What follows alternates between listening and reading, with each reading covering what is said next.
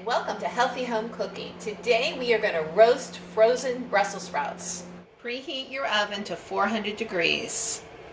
Cover your baking sheet with parchment paper or a silpat.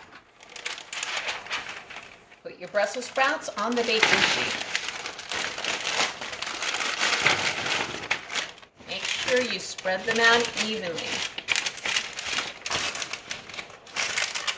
Now put them in the oven and roast them until they are as brown as you like them. I like mine well done, so I keep them in there for about an hour. Brussels sprouts are done, and as I said, I like mine really toasty, so they are very, very brown, which is the way I like them. If you don't like them this brown, then simply don't bake them as long.